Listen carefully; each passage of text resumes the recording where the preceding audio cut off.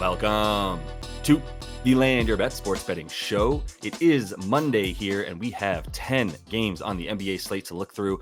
I'm going to be going through my best bets, including 4 Playa Props that I've got here for you on this 10-game slate. Also brought you the projections video last night that had a couple of sides and totals in it, including a look at each and every one of these games, other than about 2 of the ones who I did not much care for in terms of Indiana versus Charlotte and Dallas and Washington, a couple of massive spreads that didn't really catch my eye in any way. But we went through each and every one of the other games and also brought you a few best bets in there as I've got here for you. So continue to follow along if you would. Subscribe to that page so you can get everything we're bringing you the night before games and then the day of with those final picks once we see those injury reports and the like. We are still up about 20.1 units on the season, 21 units or so on the season, and those Playa Props up 35. I'll run through the record of how we did on Friday. We went 5-4, run through some of those picks and the season stuff here for you. But let's go ahead and get right into my first best bet Playa Prop, Jared Allen, under 32.5 points, rebounds, and assists combined. For those of you following along consistently, you know we just smashed this. A lot of you were worried about it because it came out way too high at about 30.5. People bet it down to about 26.5. I think everybody still hit the under at 26.5 and got that correctly, because most people that I talked to here on the comments and everywhere else were saying they got that at a good number. We go right back to this with him, even though this is a much worse Philadelphia team down low. They are absolutely putrid against the in terms of rim field goal percentage and all of that stuff. We looked at it last night in this game. At the same time, I do feel some blowout potential in here. In the event that this is not a blowout, I don't think Jared Allen is going to be the one to be having the best part of this game, because if he's eating down low, this game should be over pretty much in the first half. There's not going to be much that Philly can do to match what the Cavaliers have brought them on both sides of the floor, to be honest, whether the Cavs are on offense or Philly is on offense. The Cavs have been the best defense in the league as they've won 17 of their last 18. Philly has been one of the worst defenses in the league since Joel went down, 4th worst defensive rating. They have a bottom 3 rim protection defense in terms of rim field goal percentage for their opponents, paint percentage for their opponents. Like, it's bad. And they're not defending the 3 particularly well either. But either way, I think if all of those things add up to a barrage of threes and a lot of points down low, that's fine, because we've also got Darius Garland and Evan Mobley back in the game and back in the lineup for this team. And the only time that Jared Allen has gone over, 4 games that he's gone over with Garland and Mobley with this number. And that's just like, what do you want me to do with that number, right? Like, it just doesn't happen. The usage isn't there for him. The shot attempts go way down. The assist numbers go way down, and we still have that number at 2.5.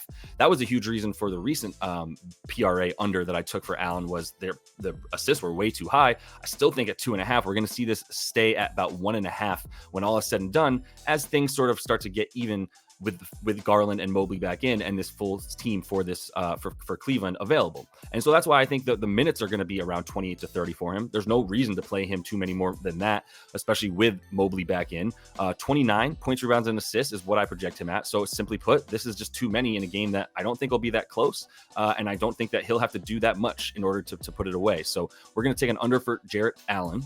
Second bet here is Brook Lopez, and it's just kind of one of those things, man. We go back to the well when we find the angle come back to us. And the angle here is Brook Lopez guarding a big, good center and also needing to pull that big, good center away from the basket. The Bucks are playing Nikola Jokic and the Denver Nuggets at home, and he's gone over this number in 3 of his last 4 versus Denver. The one under that he missed out on this 11.5 points, he actually went 2 for 11.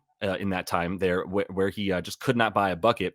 And fine, like if that's what it takes for him to go under with 10 or 11 field goal attempts, then I would just say, okay, I guess he just had a bad shooting night if that happens again tonight. But if you're going to tell me he's going to get 10 to 11 field goal attempts, which is what he's averaging against this team in 28 minutes, he's also averaging that in his last 10, 32.5 minutes and 10.5 field goal attempts. So the only time he's gone under really in his last 10, by the way, 3 of those, he got 11 points. And one of them was a massive blowout versus Charlotte that he stopped playing in. And another one, all the other games, like I said, 11 points that he's putting up in really against good defenses, like failed to go over against Minnesota. That wasn't a close game either. He had 12 points in that game, even though he only played like 20 minutes because it was a massive blowout. And the Timberwolves just smacked the Bucks on the Bucks home floor. So all these things are like, he's getting close. He's going to be shooting a lot of threes to pull Jokic away from the basket. That's a part of why I feel confident in depending on the 10 to 11 field goal attempts for him. And he would need to shoot a really, really awful percentage to not get 12 points with about 11 field goal attempts, right? And he's usually good for anywhere from 60 to 62% from the field in that case, depending on how many threes he's shooting. But with the volume of threes, if the field goal percentage goes down, obviously he's still taking shots that would equate to more points if he hits them. So I still feel good about Brolo. I left the rebounds off because this is a really good rebounding team in Denver, and he has not done this very much. He had 2 rebounds in each of his last 2 games versus Denver. That kind of scared me away from any inclusion of the. All right, next bet, Trae Young. Little same game parlay. Let's take him for 10 assists and the Atlanta money line so that we can go ahead and get plus 126 on our money on DraftKings. And we are going to put half a unit on that bet there for Trae, as we don't quite know what's going to happen with Alex Caruso. And either way, I still like this bet, but Caruso is questionable. If he plays, it's a good bet because he's up a big part of the reason that a guy like Trae would need to pass the ball more. If he doesn't play, the problem is I kind of see Atlanta walking away with this one if there's nobody that's out there to really help limit Trae very much. And that would be what Caruso would do. If Caruso's not out there, it actually scares me a little bit more because then he could just kind of go off and continue shooting from 3 the way he has, where he's had an incredible time shooting from deep over the last 10 games, where he's one of the leading 3-point shooters in the league, percentage-wise as well. So look, Chicago, we've done this before this season. Chicago is bottom 10 in allowing assists to point guards, but they're also limiting them to the fewest points per game. So that's why when you get an Alex Caruso play here in the game against this Atlanta team, you go, all right, this is one of those teams that's going to continue to limit point guards and funnel the ball out of his hands, where he's going to have some shooters, and more, just as importantly, he's going to have Onyeka Okongwu, who's been going bonkers lately without Clint Capella, who continues to be injured. So even though Clint's been injured the last 3 games, we've still got 16 potential assists coming for Trae. He's a dude that does get about 60% of his potential assists turned into actual points and assists. So it is a guy that because he's throwing lobs around the rim so much, you feel, and because also I should say it makes puts the defense on its heels so much, they become imbalanced. Shooters around the perimeter get open for Trae, and he ends up, once he has 3-point shooters out there like Bogey, who's back, and Sadiq Bey, who's also back from an injury from a couple weeks ago. Both those guys in there, you got a wing shooter, you got a corner shooter, and now Trae is pretty deadly when it comes to finding guys and getting that assist. That's why I also look at the way Chicago collapses on their defense and they force the ball out of point guards' hands before they can score.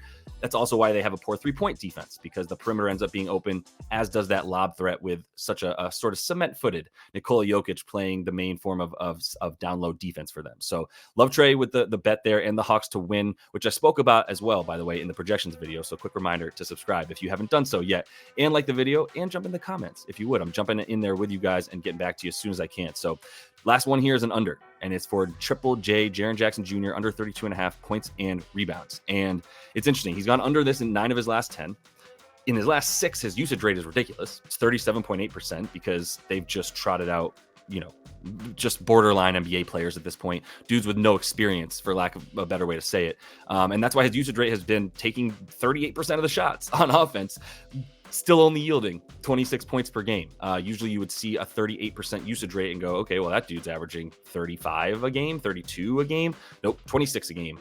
3.8 boards as well in that time. So even though he's gone over the points a number of times in his last 10, he's still gone under with the rebounds added to it, because they're just it's inflated. It's just too high, in part because there's not very many good rebounders on this Memphis team anymore, and they're just not quite the same team down low. Obviously, Steven Adams hurt for the season, but also on the Houston Rockets, not even a member of this team anymore. So obviously, they're just going to continue to struggle. And now, I mean, look, we get New Orleans in a situation where they've been playing poorly maybe a couple weeks ago on defense, and really over the last 6 to 10 games, they completely turned that around. And in their last, on the season, first of all, they're allowing the 5th fewest points per game to power forwards. And in the last 6, really, I should say the last 7, they're allowing the 2nd fewest rebounds per game to power forwards are the Pellies. So they've definitely seen a huge uptick in that. And everything has just gone up. They're allowing the 4th fewest points per game over their last 6. They're allowing the 3rd worst opponent 3-point percentage. So everybody's shooting poorly against them out there, as they've got guys healthy. Trey Murphy, Herb Jones, Najee Marshall, all of them expected to play. Well, none of them are on the injury report. So you've got your full host of really long, good defensive wings out there to limit the 3-point line. He's shooting all of his shots from above the break threes, Triple J. That's where most of his threes come from. He's not getting down into the corners very often. And so with 5.6 like I said, almost all of his threes coming from above the break. That's where New Orleans defense has been really good, because they've inserted guys back into the lineup who were hurt for a while, and they don't have to they can hide CJ McCollum a little bit better, as they would kind of need to do, because they were really bad above the break for a while, giving up a ton of points to point guards who could shoot from up there. And Triple J is their point guard and whatever else position he wants to play. He's just allowed to do whatever he wants right now. He's the best player on this team, like by leaps and bounds. There's nobody that can really contest with him. It's scary to take anything under with him, but look at these numbers of him going under, because his efficiency is just absolute dog poop. And that's a big reason for why, we like to continue to fade him with the usage rate. Totally fine with it. So I want to run through a couple of the best bets that I did put through last night as well. This is some quick stuff for the Nuggets and the Bucks, because I did put a bet down for them. And it's really just about how the offensive rating has been way down for the Nuggets, down for the Bucks as well, to be honest with you. And the defensive rating has maintained for the Nuggets right around 50, right around middle of the pack is what I'm trying to say for the Nuggets there on defense. Opponent effective field goal percentage 12th best still for the Nuggets in their last 5 on the road. Defensive rating still at 16th, but that offensive rating and their effective field goal percentage on offense, absolutely putrid. And this Bucks defense has looked a little bit better on defense. Pat Bev is going to make a humongous difference. I want to make that clear. He's on this team now, in case you missed that trade. And that's been a big deal over the last 3 or 5 games, rather. The Bucks have limited assists, effective field goal percentage. Their defensive rating is 5th best in the league. Maybe Glenn Doc Rivers coming in, being a defensive-minded coach, making a difference. So I took the under 232.5 in that game, and I ended up putting a half a unit on it and feel really good about it, to be honest, at this point. I think it moved to about 230.5, 231.5. I said I would play this down to 230.5 as the lowest I would go, but still like an under in that one. And then a couple other bets I made real quick, the Utah and Golden State game. This is in that other projections video from last night that if you missed, I would still check it out, because there's plenty of good stuff in there for about 8 of these 10 games that I went through, but I'm just giving you the best bets right now. So we've got Warriors and Jazz last 5.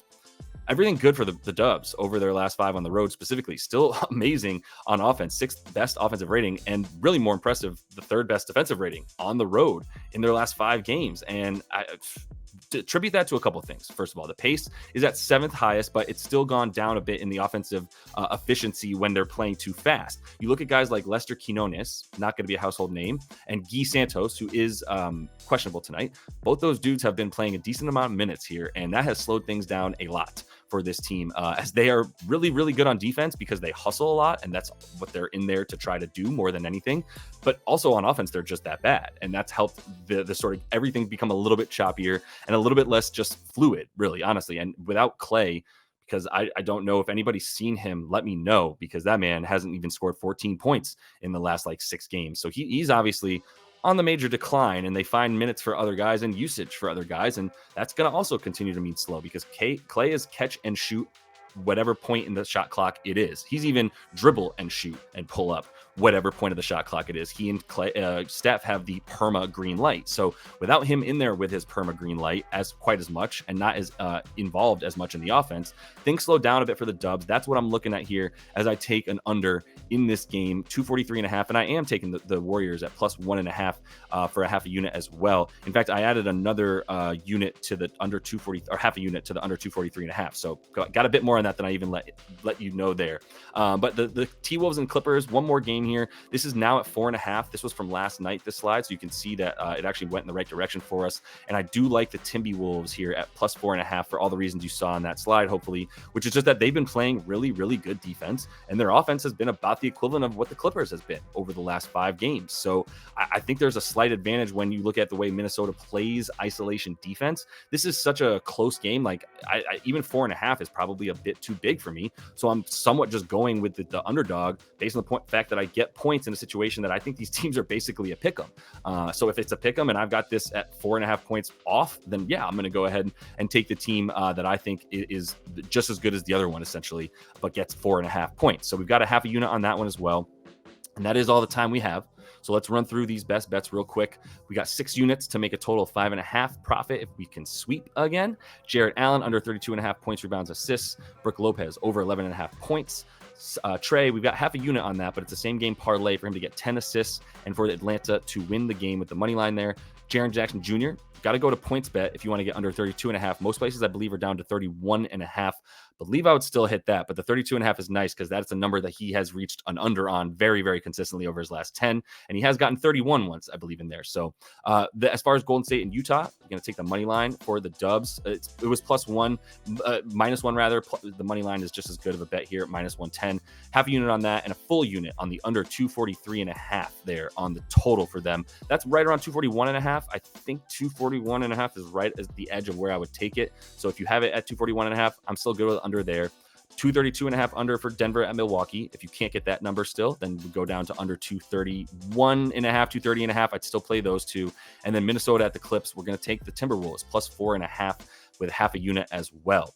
Quick look at how we did on Friday. 5-4, +0.4 on the totals there. Missed out on a couple by just a few props there, but still 2-3 on the Playa Props. So what carried us was the sides that we hit there and the totals as well. We hit an under in Toronto. We've got Toronto +5. That was a great look. And then Atlanta -4. That ended up being a great look, even though they made us sweat at the end. Jalen Johnson just couldn't score, almost really screwed us, but ended up getting the double-double by picking up 2 points and 2 boards in the last 2.5 minutes of the game. Nyako Kongwu was a third quarter cash. He slammed it. And then, like I said, Jalen Johnson didn't get the points. Amin Thompson was a non-factor in the first half. Then the Rockets tried to make a comeback there at the end and just still didn't work out for them as the Raptors pulled it out, and Amin Thompson was not much of a factor until the second half. And then he ended with 11, but still didn't hit the 14 we needed. De'Aaron Fox didn't even come close in a blowout game that did not matter, where Malik Monk did everything for them. Wasn't really that mad at the read, but you can tell the half a unit was like, I still don't trust this dude right now, and Fox is in a funk. So the Pellies, I don't know what to tell you, man. That's why I'm just off the Pellies for a bit, is like, this was tailor-made for you guys to win. The Lakers just used all their energy to come back against the Nuggets, and you still didn't pull it off the next night in LA when you had rest. Like, out of here with that team, man. Totally over them. Still up 16 exactly units the last 2 weeks of betting here, 39 and 19. I'm certainly not ready to declare any heater over by any means. Like, we might have a few bad days here and there, but if you look at the way we've been playing, man, we mitigate losses. Even when we don't have a fully winning day, maybe -0.2, 0.3, we don't lose big units here because we keep it correctly with our unit sizes and our portions, and we know what the hell we're doing. So anyway, that is all the time. Like I said a couple of times now, appreciate everybody following along. Subscribe to that page if you would. It's super helpful so I can keep bringing you free projections, best bets, picks, play-up props, and all that every day. Going to jump on with Kyle Kerms on his show on YouTube. I'll put that in the description of the video as well if you want an easy link to see the live stream that we'll put together at 1 p.m. Still going to look for a few more bets, see if I can put anything together that I can add to that show that I haven't put in this one. Oaks College Basketball still coming to you twice a week. He had a pretty good weekend there, getting some more wins for us and up plus money on Saturday's big slate. So like I said, jump in the comments in this video. Let me know what you're thinking about. I'll tell you what I'm thinking about. We can talk a little bit about it. And until I see you next, happy betting.